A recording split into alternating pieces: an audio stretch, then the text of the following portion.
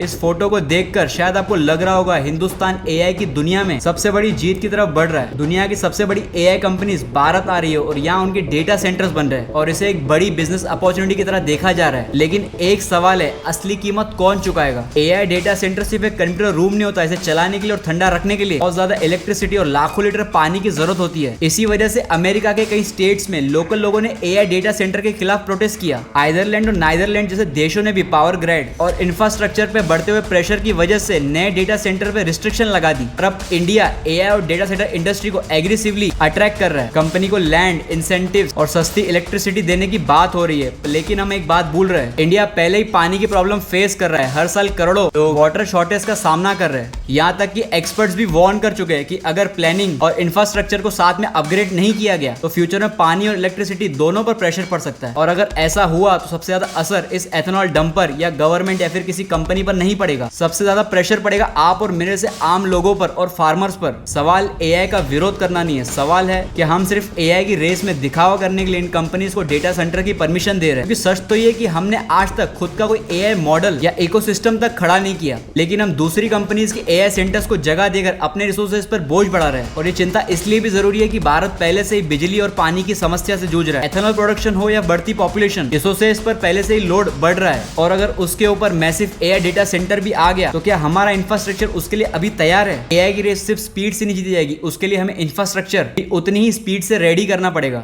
नहीं तो सबसे बुरी बात यही होगी कि हम फ्यूचर की टेक्नोलॉजी को इंपोर्ट कर लेंगे पर उसकी कीमत अगली जनरेशन चुकाएगी।